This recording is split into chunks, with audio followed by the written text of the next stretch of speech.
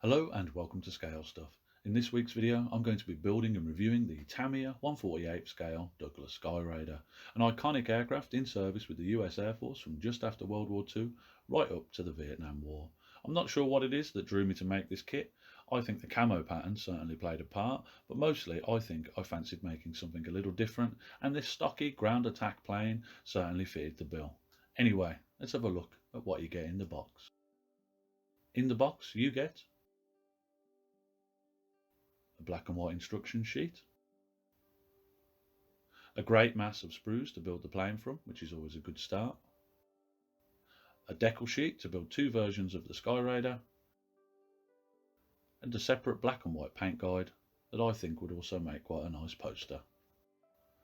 A first quick look at the sprues show that this kit is looking pretty sharp. The details look very crisp. I'm seeing a little bit of flash here and there, but first impressions are good, and this is looking like it should be a nice kit to build, if I can avoid getting fingerprints all over it, that is. Looking at the kit's history, this model was first released in 1998, so it's older than I would have thought from looking at the sprues. It's a bit of a cougar. This is a year 2000 version of the kit that comes with the jungle camo paint guide and decals rather than the white earlier war version of Skyraider. Anyway, the quick look out the way, let's get on with the build. First thing on the menu is the cockpit.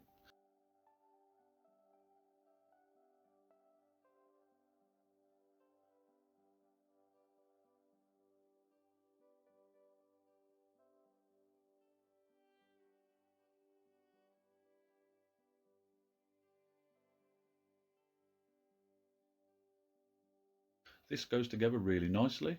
Typical Tamiya kit by the looks of it.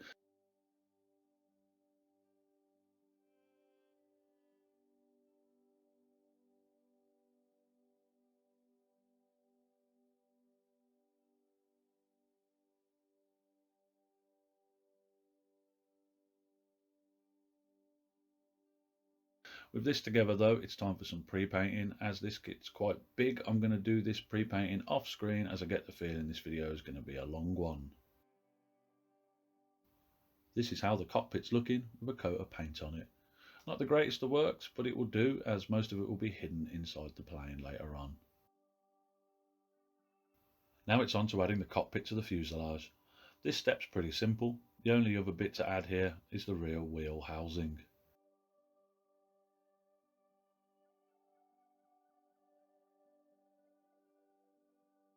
These fuselage parts are pretty big, and care needs to be taken to make sure everything is lined up.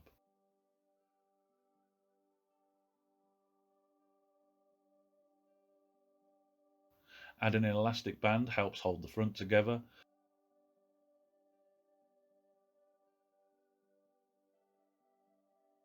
But with this, I'm also having to add clips to hold the rudder end together, as the model now has a lot of tension on it and wants to open up. Because of this, I'm also adding electrical tape to the center of the model. This is how it's looking held together. I'm going to leave this to dry for a good while, just to make sure it doesn't open up while I'm adding other parts.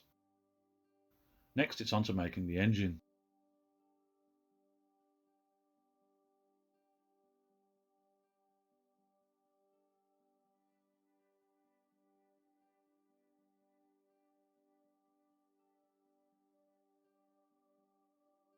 This bit's really simple to put together. Again, with the simple base unit built, it's time to get some more pre-painting done before I finish the assembly here. Engine pre-painted, this part goes together in an interesting way, but fits together well.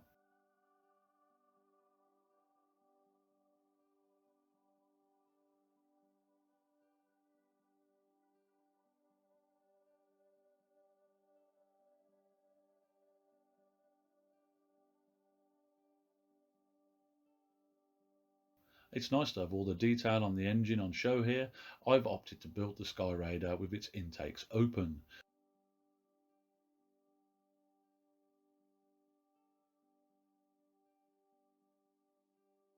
With this bit built, I'm going to add the exhaust to the fuselage, along with the large air intake under the aircraft.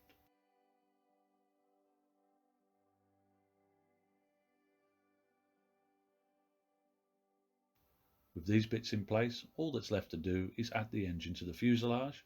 This bit needs a good firm push to get the cowling on flush. Now we're moving on to the wings, firstly by fitting the landing gear covers.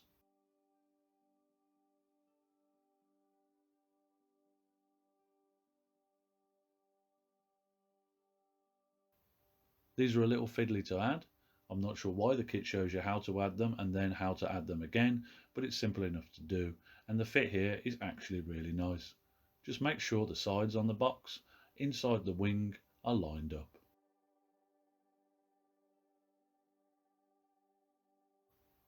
With them bits done, it's time to add the upper parts to the wing. These bits are big bits to work on, so you need to add the glue and then the wing fairly fast. The fit's very good, but I would advise a dry fit before gluing, as it's a bit tricky to get everything lined up, as the pegs here are pretty fine. You want to have done a practice run before you actually go in with the glue.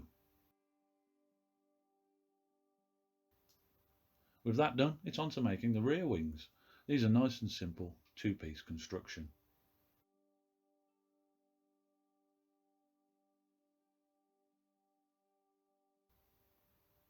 With them made, it's just a case of adding them to the fuselage.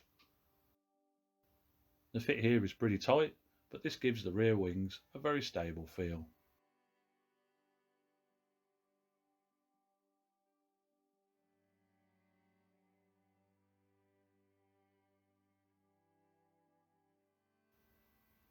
Rear wings on, it's time to add the main wings. These fit in very well, but need a bit of a squeeze to get everything butted up together. This area is a bit big to clamp, so off screen I'm going to get comfortable and hold this for a good 10 minutes or so until the glue gets a grip. Next up, it's time to build the landing gear on the Skyraider. This again goes together really well. All it needs is a light sand to remove the attachment points. I always hate building landing gear on smaller planes, but in this larger scale it's a breeze to get it all together and not all fiddly compared to the delicate landing gear on 1/72 scale planes that I'm more used to.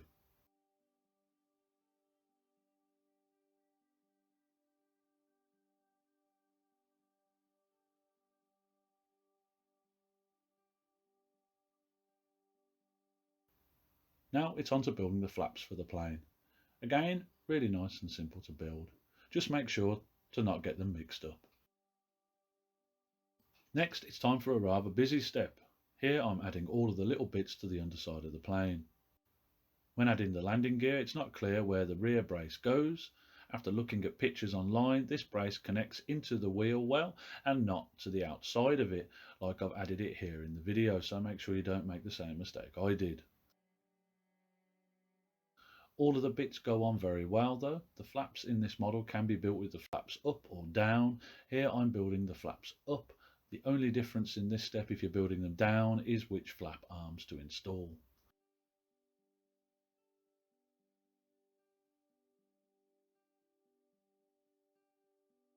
All of these bits are really bringing the plane to life though, and I'm really liking how this kit's going together. So far it's been a really relaxing build as well.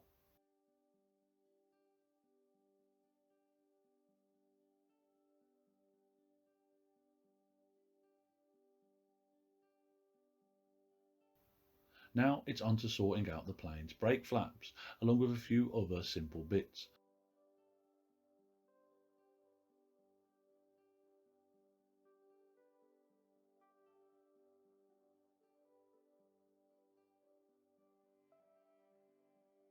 As I'm building the air brakes closed, they're really simple to add. The only thing to watch out for is to make sure you cut off the attachment points nice and level.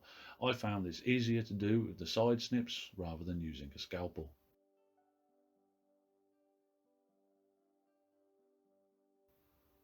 Next it's time to add a lot of the fine details to the model.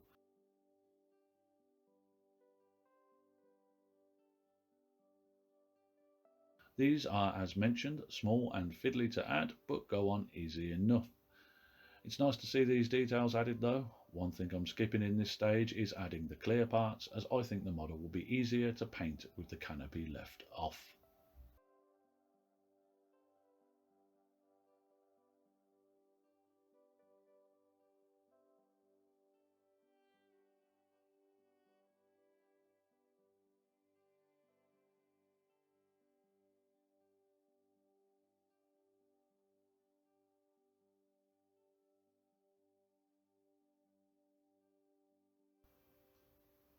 With these bits on, we're fast approaching the end of the build. In this step, it's time to add all the pylons to the wings. I've cut these off and lined them all up so I don't get them mixed up. Fortunately, Tamiya has already thought of that, and the pegs on most of them are all different spacings, meaning they won't go on the wrong section of the wing. I'm going to leave these pylons to dry for a good while, as I always find things like this are easy to knock out of alignment if you handle the plane too much.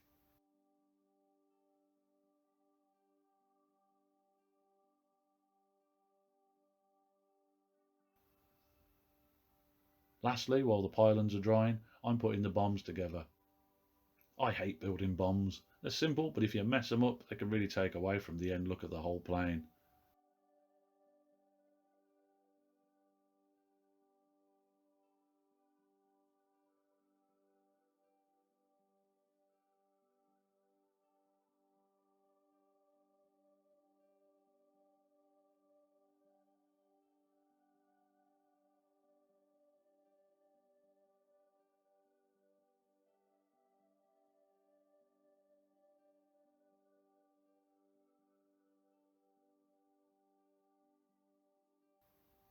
Anyway, with the bombs built and drying, that completes the build stage of the model. Next, it's onto the painting. Off screen, I've given the model a light base coat using Humbrol matte white spray paint. I'm not normally one for base coats, but as this model is big, I don't want to end up putting coat after coat of paint on it. In the industry, that is known as foreshadowing, to quote another YouTuber. For the first coat, I'm using Vallejo US Air Force light grey, as it's meant to be a match for the proper colour used in Vietnam on these planes. I'll leave the argument over that for the comments section, as true to life paint discussions are always educational. This coat is going to take a few hours to do, as there are a lot of details to cover. I'm going to be building the paint up in a few thin coats to try and get it on as even as possible and avoid brush strokes. On a much later last coat, I chose to gently dab the paint onto the model to disguise the brush strokes as best as I could. With the underside done, now it's onto the main base for the camo. For this, I'm using Vallejo US Air Force Brown. As you can see from how thin I'm putting this coat on, this is going to take ages, as I thin the paint down a bit too much. I didn't have enough paint left over in the bottle to wash it off and start again, so I'm kind of stuck with this. This is going to need quite a few coats to build up a decent coverage. Obviously, I'm not going to show all of this, as it would be pretty dull. In the end, this took about 5 coats over 2 days to get it looking right. With that ordeal over, next it's on to painting the first camo green on the plane, again building it up in a few layers. Here I used Vallejo Forest Green, but I should have used Vallejo US Dark Green, as the dark green is the match for the light green in the Vallejo set. Not sure why they name their paints this way, as it's confusing, but it is what it is. I'm not going to strip the paint off and redo it at this stage, so the camo greens are inverted compared to the plan, but considering the paints were applied differently on different aircraft, I'm sure this backwards camo could have turned up on one of the real planes. Now it's on to painting the other green on the plane. For this I used US Dark Green. I really like the US's Vietnam camo pattern they use on the planes. I think it's the contrast between the greens and the browns that look really good.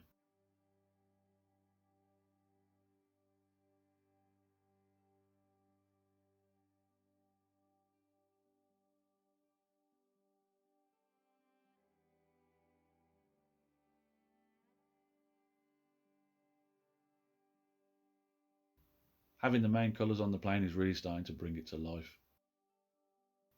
Next up, I'm painting the metallic areas on the plane. For this, I'm using army painted gunmetal. When it came to painting the wheels, I looked at tons of reference pictures and saw every shade of wheel from light silver to white and black on the hubs. I've opted to go for silver hub on my model, just to give it something different to the underside of the plane. Now it's time to paint the black on the model. There are lots of little bits to paint black on this plane in awkward places, so I'm only going to show the prop being painted, as it's kind of awkward to hold this big model underneath the camera and line everything up properly. I'm also doing this because I'm running low on black paint and don't want to risk it going off with only a drop of the stuff left. It seems for some reason during this build that 5 of the paints I used were on the cusp of being replaced, and this model ended up triggering quite a restock. I got quite a box of paints through the post a few days afterwards. Off screen I also used some watered down black to get the details way back into the vents and all the deep trap shadow areas. Next up, it's time to sort the panel lines out. As this is a bigger model, I feel like panel lines will really benefit the final look, so I'm getting the oil paints out. I also want to do something a little special on what I think might be only my second ever 1/48 scale model I've ever built, to be honest with you. So yeah, thought I'd pull out a few of the stops. Here, what I'm doing is covering all the upper wing surfaces in black oil paint and then rubbing most of it off with a tissue, leaving only the black in the recesses. This also mucks up the paint a bit and gives it a more realistic look. Most of the time I just dab the oil paint straight from the bottle onto the model, but in some of the more hard to reach places I used a brush to make sure the deepest crevices didn't end up looking lighter than the surrounding camo. Oil's really great as it takes days to dry, so this look can be improved upon for quite some time. I'm going to leave the model alone to dry though for at least 2 days to make sure that I don't risk leaving any fingerprints on it later on. Off screen I also sorted out the lower panel lines with a very watered down light grey wash. Now I'm going to add the bombs to the plane. Here I had a fit issue, the only one within the whole kit. The big bombs are a really tight fit on the pylon. I broke the first pylon trying to force the bomb onto it, which was my bad really. So on the next big bomb I opened up the holes to allow it to fit on easier. All the other small bombs went on really nice and easy though, and it's nice to see the plane armed to the teeth now. The kit comes with a few different payloads to add to the plane. These bombs are for the version shown on the box art. Next, it's on to adding the decals.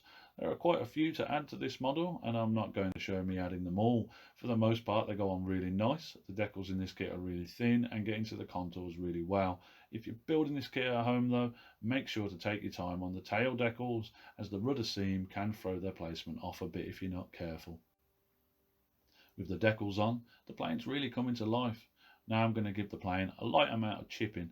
For this I'm using Army Painter plate mail, as it's brighter than gunmetal and looks more like aluminium. Here I'm applying it carefully using a sponge with most of the paint dabbed off. I don't want to overdo this step, as all the reference pictures show light wear around the ports, so this is where I'm going to focus most of my efforts, along with a few hatches that I assume got opened and closed a lot for maintenance, and the leading edges of the plane wings, which always take a beating from all the dust and rubbish in the air. With the chipping on, it's time to get the oil paints back out again to add some oil leaks to the side of the plane. After looking at a lot of reference pictures of the real planes, these birds really seem to chuck out oil from their exhaust. Here I'm adding quite a thick coat of oil paint in the rough streaking pattern that the real birds seem to show, then dabbing off the excess and blending it out using a brush, some tissue paper and a sponge to give it a more faded effect. In all honesty, looking at the pictures of the real planes, this oil on the real ones looks like it's been painted on with a mop. However, I'm going to go for a more stylised trail than the ones in real life, as they look really messy, and if I painted it on people would wonder what I was doing.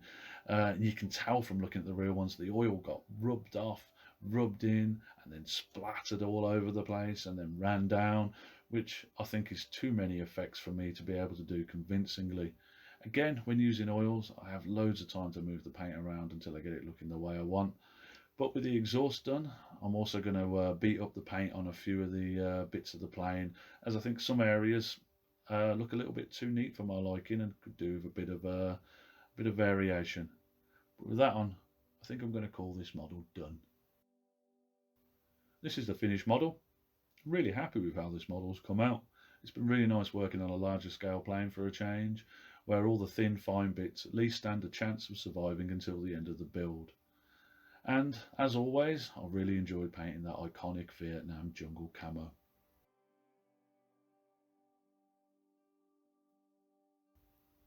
In conclusion, the Tamiya 1/48 scale Douglas Skyraider is a fantastic kit for the most part. It's nice and simple to build, and everything goes together really well. There are, however, a couple of bits to watch out for if you're building this kit at home. The larger panels, such as the wings and fuselage, though they go together well, will benefit from doing a few dry fits before assembly, as this will help you know where everything lines up to avoid potential glue messes. The big bombs on this version of the plane can do with having the attachment holes opened up a bit before adding them to the pylons, as otherwise the fit's quite tight. And the decals on the rear tail of the plane need some care when being placed, as the rudder hinge can throw them out of alignment. But those points, I think, are nitpicks in an otherwise great model that's really relaxing to build. I think this model will be well suited for advanced beginners to intermediate modelers who know the score with pre-painting. I found the hardest bit of this model was getting a nice even coat of paint down and not leaving any brush strokes on this wide surfaced area plane. Costing £30 brand new, I think that this kit is well worth the money for this larger scale classic Vietnam era warbird. Anyway, that's my build and review of the Tamiya 1/48 scale Douglas Skyraider. As always, thank you for watching. I hope you enjoyed the video and I hope you found it helpful if you're building or thinking of buying one of these kits at home. Until next time though, look after yourselves and have a good one. Goodbye.